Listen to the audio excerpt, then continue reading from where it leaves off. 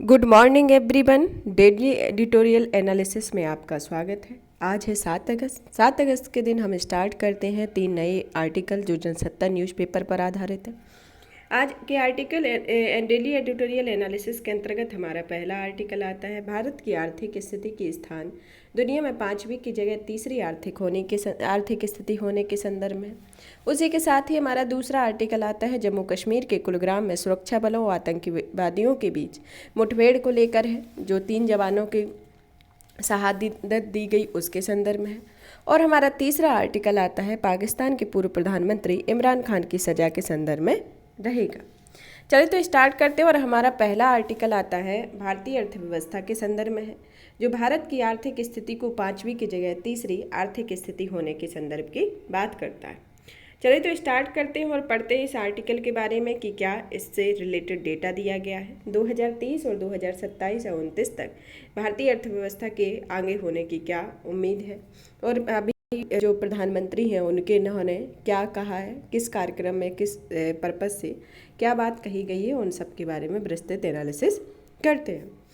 देखते हैं कि पिछले दिनों प्रधानमंत्री की एक बात पूरे आत्मविश्वास के साथ दोहराई है कि उनके तीसरे कार्यकाल में भारत अपनी आर्थिक शक्ति को कुछ इस तरह बढ़ाएगा कि उसका स्थान दुनिया में 5वीं की जगह तीसरी आर्थिक स्थिति हो जाएगा। ये प्रधानमंत्री के द्वारा बात बताई जा रही है, कहा जा रहा है। वैसे तो यह बात पिछले साल चर्चा में थी, लेकिन जब अंतर्राष्ट्रीय मुद्रा कोष काका ने कहा था कि दुनिया भर की महामंदी से भारत अपनी श्रमशीलता, घरेलू निवेश, प्रतिबद्धता और स्थायी नेतृत्व के कारण बच निकलेगा और आर्थिक विकास दर में दुनिया में सबसे तेज है। अगर यह बनी रहती है तो 2029 तक भारत दुनिया की 5वीं आर्थिक छलांग लगाकर तीसरी आर्थिक शक्ति पहुंच जाएगा। तो यह भारतीय अर्थव्यवस्था के 5वीं से तीसरी अर्थव्यवस्था के संदर्भ में अभी हाल ही में प्रधानमंत्री जी की एक बातों के संदर्भ में आया, और दूसरा कि जब अंतर्राष्ट्रीय मुद्रा कोष के द्वारा इसमें एक संभावना जताई गई थी कि इस तरीके से अगर भारत में स्थायी नेतृत्व के कारण बच निकलेगा, इस संदर्भ में ये बातें कही गई थी। अब आता है कि भारत के ऊपर कौन कौन से देश हैं। जैसे भारत के ऊपर जापान और जर्मनी तीसरे और चौथे नंबर पर है। जैसे भारत 5वें नंबर पे है, तो तीसरे नंबर पर जापान है, चौथे नंबर पर जर्मनी है, और पहले नंबर पर अमेरिका है, और दूसरे नंबर पर चीन है। दूसरे नंबर पर चीन है, तो भारत की यह आर्थिक स्थिति और आगे बढ़ने की पॉसिबिलिटी दिखा रहा है। अब इन नए वक्तव्य में जिसका आकलन एसबीआई की इको पर रिपोर्ट में भी किया गया है कि भारत 2027 तक तीसरी बड़ी आर्थिक शक्ति बन जाएगा। अपने से आगे चलते जर्मनी और जापान को पीछे छोड़ देगा, और उस समय भारत का घरेलू उत्पादन जीडीपी का 51-53 अरब डॉलर हो जाएगा, और अब दुनिया की कुल जीडीपी की 4% के हिस्सेदार हो जाएंगे। आज हम इसके 3.50% के हिस्सेदार हैं, और इसी बात पर आधिकारिक स्तर पर भी एक खुशनुमा सपने की तरह भी भारतीयों के सामने परोसा गया है। बेशक जब इस दुनिया में आर्थिक विकास दर नीचे चल रही है, हमारी विकास दर 6.3% के आसपास है। मतलब जो आर्थिक विकास दर जो है दुनिया भर के वह नीचे चल रही है, तब प्रेजेंट टाइम में भारत की जो आर्थिक विकास दर है 6.3% है, और इस वित्त वर्ष में हम 6 से 6.5 के आसपास रह सकते हैं, और अगले वर्षों में भारत 6% से अधिक विकास दर प्राप्त कर लेगा। और यही स्थिति रही तो 2047 तक भारत की अर्थव्यवस्था 20 लाख करोड़ डॉलर हो जाएगी। वर्तमान विकास दर बता रही है कि भारत की जीडीपी हर 2 साल में 75 लाख करोड़ रुपए के डॉलर की वृद्धि होगी। और यही एक सवाल उठता है कि पिछले दिनों यह भरोसा जताया गया था कि भारतीय अर्थव्यवस्था दुनिया की 5वीं आर्थिक बाहुबली शक्ति से उछलकर तीसरी महाशक्ति 2029 की जगह 2027 में हो जाएगा। इसके पीछे आर्थिक कारण क्या रहे हैं कि जब इस तरीके का संदर्भ दिया जा रहा है कि 2029 में जो आशंका व्यक्त की गई थी वह 2027 में हो जाएगा, तो इसके संदर्भ में क्या है? इसमें सबसे बड़ा कारण है कि सबसे बड़ा आर्थिक कारण माना जा रहा है कि आज दुनिया भर में नया माहौल बन रहा है, उनमें विनिवेश और निर्माण के लिए चीन भी एकमात्र स्थान नहीं बल्कि ज़रूरत है। चीन प्लस का आर्थिक सत्य स्वीकार किया जाए और वह भारत के लिए खुली पड़ी। उम्मीद की जाती है कि जिस प्रकार से स्थायित्व भारतीय नेतृत्व में देश की अर्थव्यवस्था को प्रदान किया है, जिस प्रकार मंदी के दिनों में भी घरेलू विकास में भगोड़े विदेशी निवेश की जगह लेने का प्रयास किया है, और इस प्रकार जिस प्रकार हमारी मौद्रिक नीति के सही इस्तेमाल के साथ रेपो रेट को बार बार बढ़ाते हुए और सख्त साख नीति का पालन करते हुए कीमतों पर नियंत्रण किया गया है और थोक मूल्य सूचकांक को शून्य से नीचे ले आए हैं तथा खुदरा मूल्य सूचकांक भी रिजर्व बैंक द्वारा घोषित सुरक्षित 5% से नीचे चला गया। उससे लगता है कि भारतीय अर्थव्यवस्था की त्वरित प्रगति की आर्थिक नीतियां सफल हो रही हैं। कौन कौन से इसमें संदर्भ जताए गए हैं? इसके संदर्भ में बताया गया है कि जिस प्रकार से स्थायी भारतीय नेतृत्व ने देश की अर्थव्यवस्था को प्रदान किया है, और जिस प्रकार मंदी के दिनों में घरेलू निवेश में भगोड़े विदेशी निवेश की जगह लेने का प्रयास किया है, और जिस प्रकार हमारी मौद्रिक नीति के सही इस्तेमाल के साथ रेपो रेट को बार बार बढ़ाते हुए और सख्त साख नीति का पालन करते हुए कीमतों पर नियंत्रण किया गया है और थोक मूल्य सूचकांक को शून्य से नीचे ले आए हैं, और खुदरा मूल्य सूचकांक भी रिजर्व बैंक द्वारा घोषित सुरक्षित 5% नीचे चला गया हो, उससे लगता है कि भारतीय अर्थव्यवस्था की त्वरित गति आर्थिक नीतियां सफल हो रही हैं। इसके संदर्भ में इसमें आशंका व्यक्त की जा रही है कि इस तरीके से अगर स्थितियां रहती हैं तो हमारी भारतीय अर्थव्यवस्था 5वीं की जगह तीसरे नंबर पर आ जाएगी, और जो 2029 का टारगेट रखा गया उसके संदर्भ में है 2027 में ही इसको कवर अप कर लिया जाएगा। बेसफल हो रही हैं क्योंकि भारत इस समय बहुत पीछे से शुरू करके ही दुनिया की बहुत बड़ी इंटरनेट शक्ति बन गया। अंतरिक्ष खंगालों और सौर क्षेत्र की पूछताछ करने में इसरो किसी भी तरह नासा से पीछे नहीं, और उसकी एक बड़ी उपलब्धि यह भी है कि जहां तक अंतरिक्ष व उपग्रह प्रक्षेपण का संबंध है, भारत इसरो ने सफलता हासिल की है। हमने तीसरी दुनिया के देशों और छोटे देशों को उनकी सूचना और संचार क्रांति के लिए यह सेवा व्यावसायिक रूप से निर्यात करनी शुरू कर दी और उनसे मूल्यवान विदेशी मुद्रा बना रहे हैं। इसके संदर्भ में भारत ने पिछले दिनों निर्यात में भी तरक्की की, और इस कठिन समस्या में भी हमने अपनी विदेशी पूंजी के भंडार को घटने के बावजूद फिर खड़ा कर दिया। और इसके अतिरिक्त भारत सरकार ने स्किल इंडिया, स्टार्टअप इंडिया और इसके साथ ही लघु एवं कुटीर उद्योगों के विकास पर भी पूरा ध्यान शुरू किया है। कोशिश है कि भारत अब आयात आधारित अर्थव्यवस्था में से निर्यात आधारित अर्थव्यवस्था बने। तो क्या कोशिश की जा रही है कि भारत की जो अर्थव्यवस्था है जो आयात पर आधारित है वह निर्यात आधारित बने, स्वावलंबी बने, और अपनी सेना ही नहीं बल्कि कृषि विनिर्माण क्षेत्रों को भी आत्मनिर्भर बनाए, क्योंकि आत्मनिर्भरता के बढ़ने से विदेशी बैसाखियों की जरूरत कम पड़ती है और विदेशी महाप्रभुओं का मुँह कम देखना पड़ता है।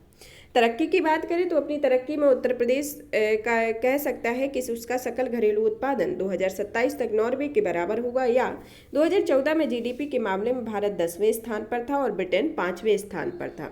तो इसके संदर्भ में अब यह हाल में एक तरक्की की बात यह भी आई है कि 5वें स्थान पर आ गए, ब्रिटेन 6ठे स्थान पर चला गया है और ब्राज़ील शीर्ष 10 देशों से बाहर हो गया है। मतलब जो पहले 5वें नंबर पर ब्रिटेन था वह 6वें स्थान पर आ गया, और जो ब्राज़ील की रैंकिंग रही है वह शीर्ष 10 देशों से बाहर हो गई है। उपलब्धियां कुछ और भी हैं, जैसे पहली तो यह है कि हमने न केवल कोविड महामारी की सफलता से सामना किया है बल्कि उस समय बनाए गए अपने देश के टीके भी जरूरतमंद देशों को निर्यात कर रहे हैं। लेकिन इस तरह की प्रस्तुति गायन में देश की उपलब्धियों को स्वीकार करते हुए यह पूछा जा सकता है कि देश की 5वीं से तीसरी अर्थव्यवस्था बन जाएगा। शायद इसके लिए जरूरी 8.4% की विकास दर को भी प्राप्त कर लेगा, क्योंकि इस समय हम 7% से ऊपर हैं। लेकिन आम आदमी और देश की वंचित वर्ग क्या है, इस खुशहाली का सही भोगता है। जब यह देश 1950 में लोकतांत्रिक घोषित हुआ था तब देश में प्रजातंत्र समाजवाद स्थापित करने की घोषणा की गई थी। क्या कारण है कि यह लक्ष्य आज भी धूर्तताज की तरह कहीं दूर ठिठकता हुआ लगता है? अरबपति खरबपति हो गए, निर्धन होने की राह पर चले गए। महंगाई नियंत्रण की बात होती है तो बेशक आंकड़े उसका समर्थन करते हैं, लेकिन यह महंगाई नियंत्रण चूंकि खाद्य पदार्थों और सब्जी फल की कीमतों में नियंत्रण पर अधिक निर्भर करता है, और अब जब असाधारण मौसम परिवर्तन और बारिश के कारण आपूर्ति श्रृंखला गड़बड़ा गई और बाजारों की कीमतें उछलती नजर आई, तो महंगाई पर यह नियंत्रण केवल पेट्रोल और डीजल की कीमतों को गिरने की ओर से सहारे के लिए देख सकता है। लेकिन यह सहारा कहाँ है? यह क्वेश्चन मार्क खड़ा होता है कि इस तरीके से की बात तो की जा रही है कि इस सहारे को देख लेंगे या फिर इस प्रक्रिया को पूरी कर लिया जाएगा, लेकिन यह सहारा कहाँ से होगा? पिछले वर्षों में निरंतर पेट्रोल और डीजल की कीमतें गिरने के बावजूद देश में इनकी कीमतों को स्थिर रखा गया और देश में इनकी कीमत को कम नहीं किया गया है। जहाँ तक प्राकृतिक गैस और सिलेंडर की कीमतों का संबंध है, यह तो कई गुना बढ़ गई है। आम आदमी आम आदमी आज भी अपने आप को सुनहरे आंकड़ों की उपलब्धि उपवन में कैक्टस के पास खड़ा हुआ पाते हैं। चाहे पिछले दिनों में पेट्रोलियम कंपनियों ने अंतर्राष्ट्रीय कीमतों में गिरने से बहुत लाभ कमाया है, लेकिन उस लाभ का स्पर्श आज आम आदमी की कीमत कसौटी के रूप में नहीं मिला है। और इसलिए आज जब खाद्य पदार्थों की कीमतें मौसमी अर्थव्यवस्था के कारण उछलती नजर आ रही हैं, तो ऊर्जा और गतिशीलता में लागत कम हो जाना आम आदमी को कहीं भी बचा नहीं पा रहा है। यही कारण है कि देश में तीसरी बाहुबली आर्थिक शक्ति होने जा रहा है, लेकिन आम आदमी को अपने जीवनयापन में आज भी बाहुबली नहीं बना पाता है। इसके संदर्भ में इसको बताया गया है कि किस तरीके की अर्थव्यवस्था है और किस तरीके की भारत की स्थिति है इसके संदर्भ में। अब आज का हमारा दूसरा आर्टिकल आता है आतंकवाद के सिलसिले के संदर्भ में आया हुआ है, जिसमें जम्मू कश्मीर के कुलग्राम में सुरक्षा बलों और आतंकवादियों के बीच मुठभेड़ में 3 जवानों को शहादत ने फिर यही दर्शाया है कि इस इलाके में आतंकवाद की जड़ें अभी भी गहरी हैं और उसके सफाई के लिए सरकार को सख्ती बढ़ानी होगी। शुक्रवार को कुलग्राम के हलान जंगल में आतंकवादियों ने सेना के टेंट पर गोलीबारी की थी और इसके बाद जब सुरक्षा बलों के जवानों ने जवाबी कार्रवाई की तो तब मुठभेड़ में गंभीर शक्ल अख्तियार कर दी पड़ी। इसके इलाके में जटिलता की वजह से आतंकवादियों की ओर से की गई गोलीबारी से सुरक्षा बलों के 3 जवान घायल हुए, बाद में उनका जीवन नहीं बचाया गया।